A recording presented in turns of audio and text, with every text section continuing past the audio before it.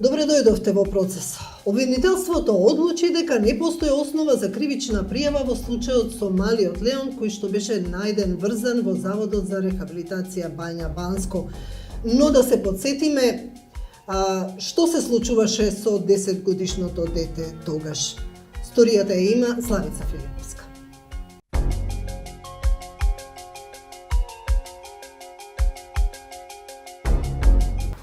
Случајот со 10-годишниот Леон Рапоски ја крена на нозе македонската јавност, откако беше обелоденето дека во институцијата каде што престојува во Бања Банско бил врзуван со јаже за креветот, а особено кога се откри дека таму е сместен со погрешна дијагноза.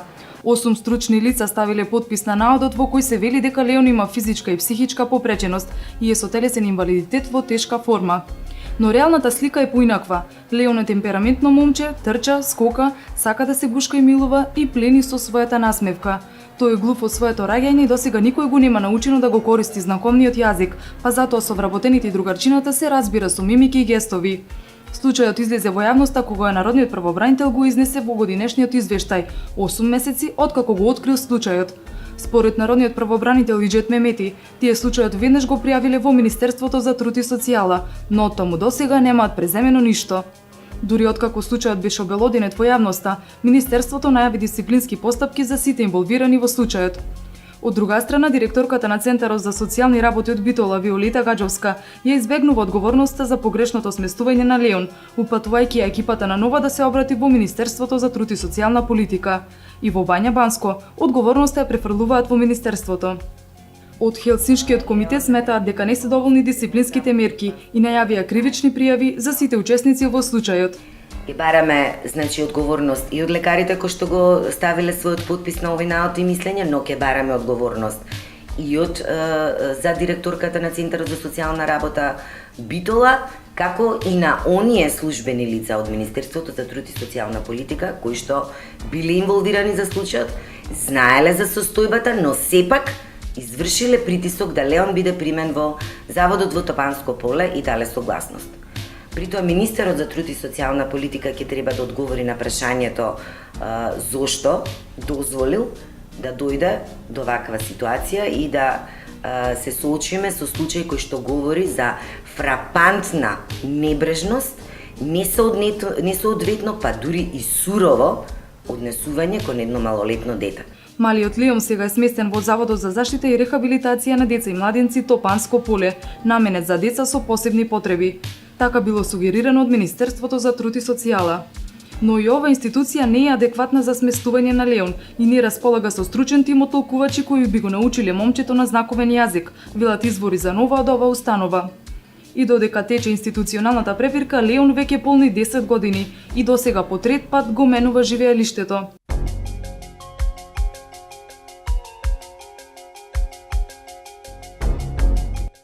Со мене тука во студиото е Неда Чаловска од Хелсиншкиот комитет за човекови права. На што се однесуваше кривичната пријава? Најпрво да ви заблагодарам за поканата. Многу ни е важно во овој момент да ја покренаме потребата од отварање на ова прашање кое што всушност конкретниот случај го носи, односно дали врзувањето може во затворените институции може да се смета како нечовечко постапување. Иако од јавниот обвинител бивме одбиени по поднесената пријава, ние сепак сметаме дека мора да се смета како нечовечко постапување, поради тоа што Европскиот суд за човекови права го има утврдено ова како стандард. Кривичната пријава се однесуваше на 2 члена од кривичниот законник, а тоа се мачење и друго нечовечко постапување, односно облик на тортура, а второто беше малтретирање во вршењето на службата. За жал, јавниот обвинител ниту за едно од кривичните дела за кои што беше поднесена кривичната пријава не сметаше дека треба да се поведе постапка за утврдување на одговорност. Кој е образложението на обвинителството? Зошто е Образложението на обвинителството е дека не постои намера. Всушност дека детето било врзувано поради тоа што имало таква потреба од безбедносни причини, односно било хиперактивно, искачало надвор од установата и од безбедносни причини било врзувано, без при тоа да навлезе јавниот обвинител дека колку пати ова се случувало, значи кое е траењето на ваквото постапување, кое што може да доведе до особено страдање кај луѓето кои што се врзувани. Потоа дали воопшто може да се смета како облик на дискриминација, која што исто така е вклучена во делото мачење и друго нечовечко постапување, поради тоа што знаеме дека детето е без родители. Всушност нема посебна грижа од Центарот за социјални работи Битола, која што исто така беше предмет на кривичната пријава. Сметаме дека ваквото изнесување на јавното обвинителство е навистина паушално. Има пропусти во истрагата? Апсолутно има пропусти во истрагата. Значи ова се два аспекти кои што ги кажувам, меѓутоа третиот особено важен го потврдува она што ние го кажувавме од самиот почеток. Детето има категоризација дека има тежок инвалидитет, а всушност они кажуваат дека е врзувано од безбедносни причини поради тоа што било хиперактивно и постојано се движало. Значи се потврдуваат наводите кои што ги кажавме од самиот почеток. И јавниот обвинител не оди докрај да истражи зошто, например, и таа категоризација. Дури да кажеме дека, како што тој кажува, нема намера, поради тоа што детето не било сведок, вештак и така натаму, или сторител некакво кривично дело, небрежноста исто така е казнива. Значи, не постои, не може да постои никакво оправдување за однесувањето на вработените во таа институција, поради тоа што нивна единствена обврска е да се грижат за луѓето кои што се во таа институција, особено затоа што се работи за малолетно дете од 10 годишна возраст, кој што јавниот обвинител исто така воопшто не го вклучува во образложението како аспект кој што е отежителна околност за ваквото однесување. Да подсетиме, кривичната пријава се однесуваше на директорката од Центарот за социјална работа, на директорката од Заводот за рехабилитација, уште 5 мина вработени. Да, и уште 5 мина вработени кои што директно работеле со детето и биле негови негователи. Има ли некои други правни механизми сега во моментот? Па ние, она што планираме како чекор да го направиме, да го известиме вишиот јавен обвинител. Исто така ќе го известиме државниот јавен обвинител, ќе чекаме од нив известување. Доколку не се смени било што во постапката, односно не се отвори случај, односно не се поднесе обвинителен акт, ќе поднесам апликација до Европскиот суд за човекови права, повикувајќи се на досегашните одлуки на судот, каде што, например, во случајот Томаси против Франција, имаат констатирано дека врзувањето се смета за нечовечко постапување, кое што понатаму се цитира и во други одлуки на судот, кога се однесува за затворени институции, како што се психијатриски болници, рехабилитациони центри, како што е и конкретниот случај. Случајот со малиот Леон е мощно сериозен и бара сериозна анализа и сериозно внимание. Точно. Како светот гледа на ваквите случаи? Еве, го спомнавме о случајот со Томаси, каква е ситуацијата? Ова ќе влезе во вашиот годишен извештај? Па не само во нашиот годишен извештај, значи ние навистина сакаме ситуацијата и да се промени, затоа што и сами знаете преку вашето истражување и во други затворени институции дека ова е проблем кој што често се појавува, дека луѓето кои што се во затворени институции се... Дали е сега момент, значи, да се покрене едно такво прашање? Апсолутно е моментот, заради тоа што овој случај, затоа кажав, важна ни е заштитата на детето, меѓутоа овој случај исто така е важен затоа што го покренува она прашање кое што одамна всушност постои, за кое што сите сме свесни, дека врзувањето е нечовечко постапување и ние тоа мора да го следиме и затоа мора преку овој случај и преку стандардите кои што веќе постојат од Европскиот суд за човекови права да покажеме дека во Македонија не смее да се оправда вакво однесување и не може да се констатира дека тоа било од безбедносни причини. Значи постојат други механизми кои што се исто така законски, кои што се стручни, кои што можат да бидат превземени за детето во конкретниот случај или пак било кој друг пациент да не ја напушти институцијата, неговиот живот да не биде доведен во прашање. Меѓутоа врзувањето на вистина не може да се смета како еден таков механизам. Да, еве, како новинар кој што работи на оваа проблематика, можам да кажам дека во здравството многу често се применува оваа мерка, посебно за најтешките болни. Се врзуваат и образложението најчесто е дека немаат кадар, нема кој да ги чува, меѓутоа не може ние веќе не може ние веќе да се постојано да ги наведуваме тие причини да бараме оправдување. Особено не може тоа да го оправда обвинителството или било кој друг орган кој што е надлежен да констатира повреда на човековите права. Секој случај може, некој ќе каже секој случај индивидуален и точно дека е индивидуален и треба да се смета. Меѓутоа ние веќе имаме пријави кои што кажуваат дека ова е систематски проблем. И затоа овој случај нас не е особено важен, како што кажав. Како да го заштитиме? Овој случај е генерално многу важен затоа што преку него може да ќе го отвориме прашањето кое што веќе знаеме дека постои одамна во нашата држава. Се надеваме дека сега во моментов каде што е сместен Леон добива многу подобра. Знаете ли каде е, дали е се уште во заводот во Топанско поле, како му е таму?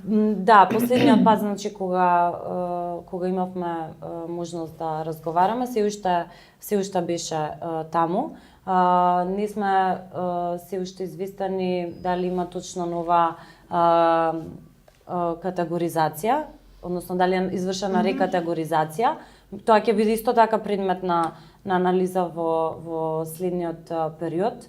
Наша ќе биде да не дозволиме да се заборави овој случај, затоа што сметаме дека е навистина важен, особено затоа што се работи за дете кое што е без родители и како што гледаме оние кои што всушност требале да го заштитат, не сметаме дека навистина си ја вршат својата работа.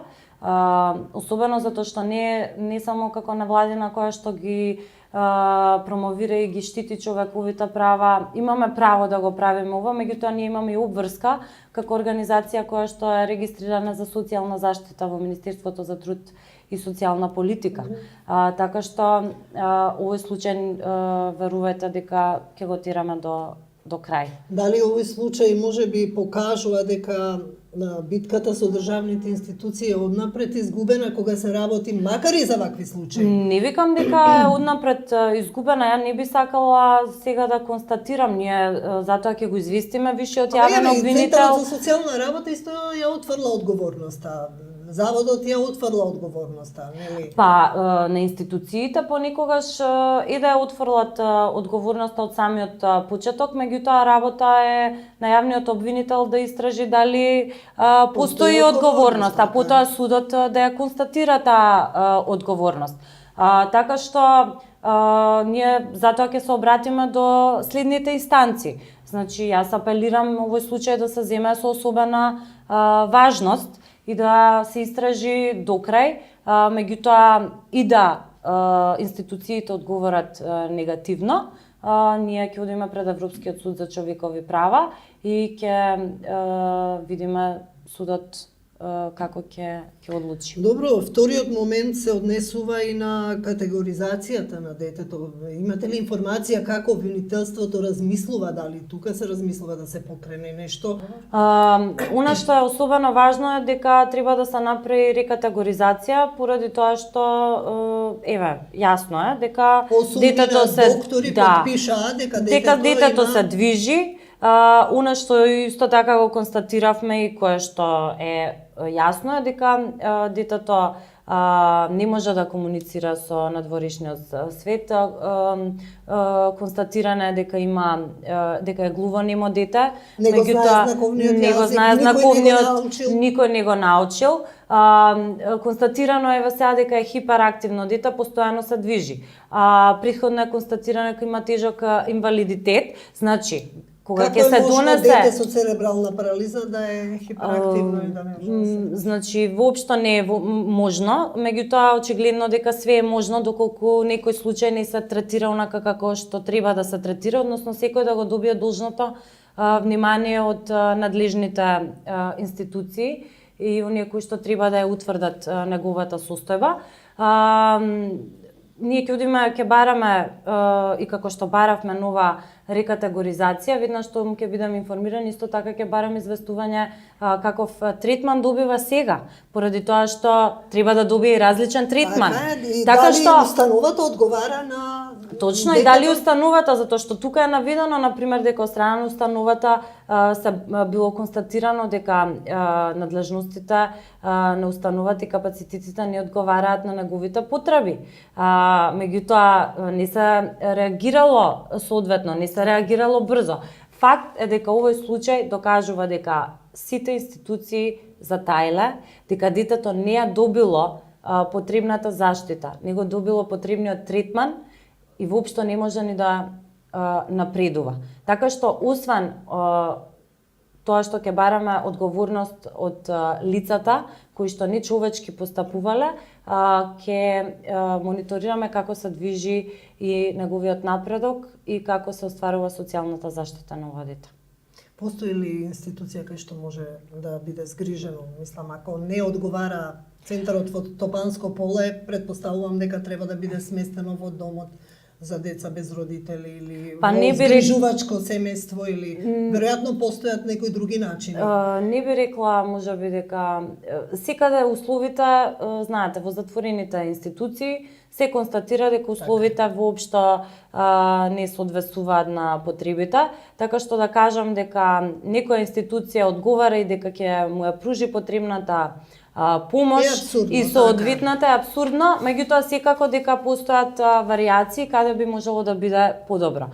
Тоа ние ќе го разгледуваме во следниот период, нормално преку барање за известување од соодветните институции. Да се надеваме дека институциите овој пат малку посериозно ќе му придадат внимание на случајот. Јас мислам дека ја покренавме важноста за постапување во овој случај и кажавме дека нема да застанеме.